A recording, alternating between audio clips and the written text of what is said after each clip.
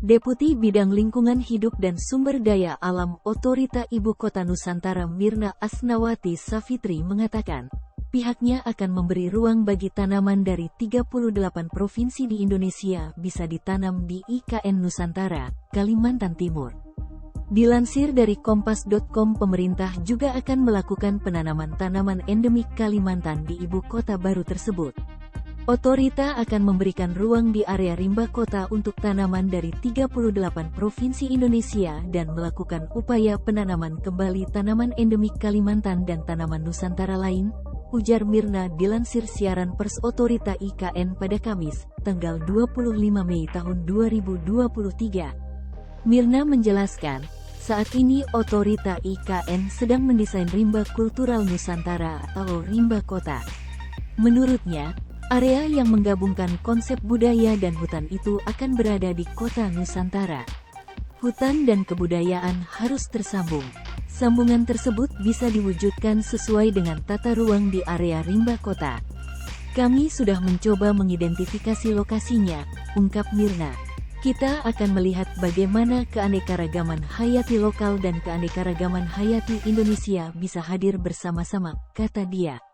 Lebih lanjut, Mirna mengungkapkan saat ini pemerintah sedang menyusun rencana induk keanekaragaman hayati IKN. Hal ini merupakan wujud pelaksanaan Inpres nomor 1 tahun 2023 tentang pengarusutamaan pelestarian keanekaragaman hayati, dan sebagai arah dalam pengawalan pembangunan di IKN. Kami juga dalam proses menyusun kebijakan terkait dengan kearifan lokal, ungkapnya. Adapun kajian akademik dari kebijakan tersebut sedang disusun, dan sedang melakukan dialog dengan masyarakat termasuk kelompok perempuan. Sementara itu, Ketua Akademi Ilmu Pengetahuan Indonesia Satrio Sumantri Brojonegoro mengingatkan bahwa dalam membangun IKN tantangan yang harus dihadapi adalah bagaimana seluruh pembangunan dapat terlaksana namun tetap dapat memperhatikan fungsi hutan, keanekaragaman hayati hingga perubahan iklim. Aspek lingkungan hidup menjadi salah satu hal yang perlu dicermati dalam proses pembangunan IKN, ujar Satrio. Kedepan selalu kita sebutkan bahwa IKN ini adalah kota hutan berkelanjutan. Mudah-mudahan upaya kita dalam menjadikan kota ini akan terwujud sesuai dengan cita-cita kita semua, tambahnya. Sebelumnya, Direktur Pengembangan Pemanfaatan Kehutanan dan Sumber Daya Air Otorita Ibu Kota Nusantara Pungki Widiaryanto menuturkan, saat ini pihaknya sedang menyiapkan IKN Biodiversity Strategies and Action Plan. Strategi dan rencana aksi tersebut dirancang untuk mewujudkan 65% kawasan hutan lindung di IKN Nusantara. Caranya, dengan menjaga keanekaragaman hayati, yang terintegrasi dalam rencana tata ruang, rencana induk, dan rencana detail tata ruang IKN. Hal ini sesuai dengan instruksi Presiden No.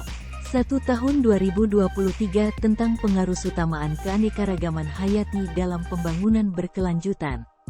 Kami memang mengundang berbagai pihak karena pada prinsipnya kami menekankan pentingnya partisipasi berbagai stakeholder. Untuk menampung dukungan dari berbagai pihak, OIKN juga menyiapkan wadah yaitu Nusantara Forest Fund, ungkapnya dalam keterangan tertulis, Selasa, 23/5. Adapun rencana Nusantara Forest City akan diwujudkan melalui 3 klaster program. Pertama, kebijakan dan perencanaan, seperti penyusunan Carbon Neutral City Roadmap, Biodiversity Action Plan, Forest Landscape and Wildlife Corridor Design, Rencana Kehutanan Nusantara, dan pengelolaan ADP hutan.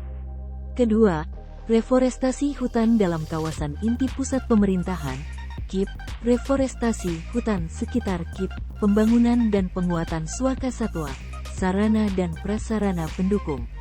Ketiga, melalui kegiatan engagement, knowledge management, seperti program Rimbawan Nusantara, perlindungan hutan dan konservasi alam, penyelesaian penguasaan rimba kota, penelitian, konferensi dan sebagainya.